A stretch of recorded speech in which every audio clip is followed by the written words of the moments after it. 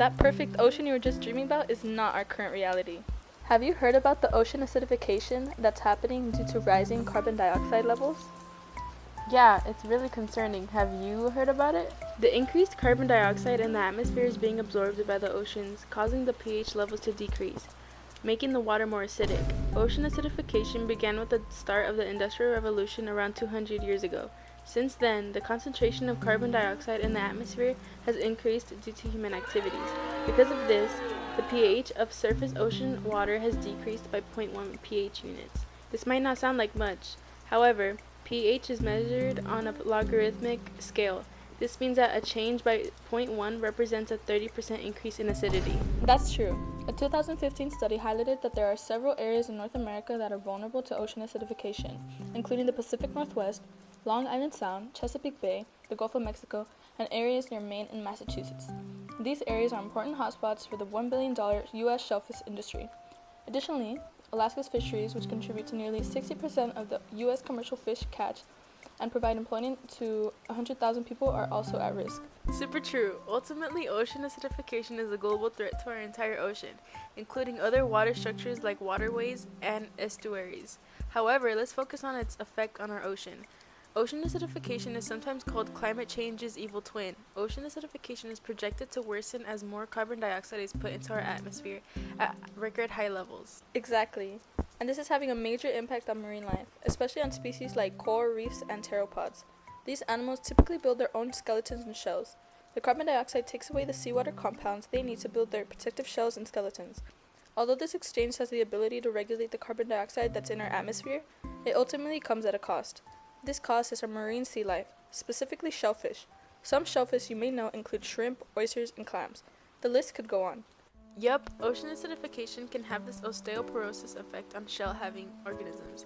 It can make shellfish have a hard time constructing their shells. Acidification also affects a wide number of species that are extremely vital to the ocean's ecosystem. Oh, I've also heard about the population declines of specific marine species like sharks and crabs due to the emissions of greenhouse gases.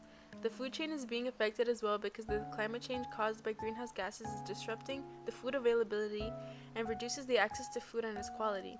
If animals on the bottom of the food chain are disappearing, the larger animals that are on top will have little to no food to hunt for, and this can cause a decline in their population as well. Yes, it's a major issue. These emissions are not only causing ocean acidification, but also contributing to global warming, which is causing the polar ice caps to melt and altering the habitats of many species in the Arctic and generally affecting all kinds of marine life. What about us? People like me and you. The health of human beings is also a matter of concern. In a lab setting, various harmful algal species that produce toxins have been observed to grow faster and produce more toxins in acidic waters. This could potentially lead to people getting sick from consuming contaminated shellfish, which harms fish and marine mammals and disrupts the delicate balance of microscopic organisms present in our seawater. While ocean acidification will not render seawater unsafe for swimming, it could have a significant impact on seafood supplies and the ocean's ability to store pollutants. These can include carbon emissions. Overall, this is really sad to hear about, but it's not too late to make a change. We need to reduce our greenhouse gas emissions and switch to more sustainable energy sources if we want to save these species and protect our oceans, switching to sources like wind and solar power.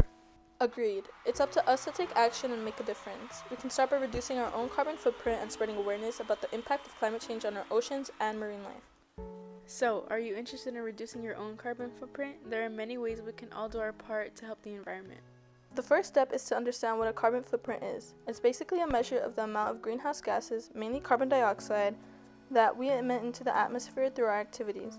As previously mentioned, carbon dioxide is responsible for ocean acidification and population decline of marine species. Okay, got it. So how can we reduce our carbon footprint? There are many things we could do, but let's start with some basic ones. For example, we can reduce our energy consumption at home by turning off lights and electronics when we're not using them. That is so true. I think a lot of people are guilty of doing this, and it's easily adjustable if you make the effort to turn off your electronics.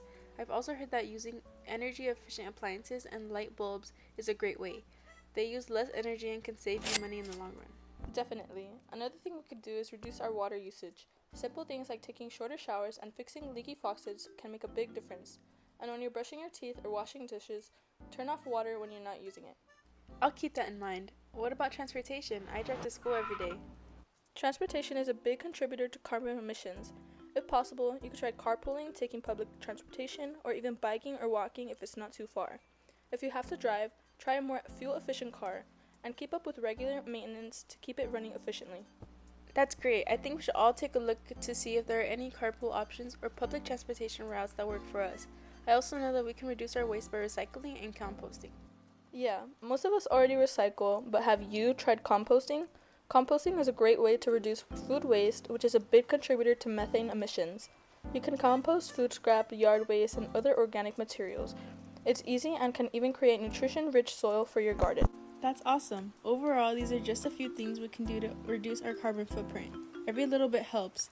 And if we all make some changes, we can all make a big impact on the environment, especially our ocean. Let's take action and protect our oceans for future generations. Together, we can make a difference. Take care of our oceans, take care of our planet.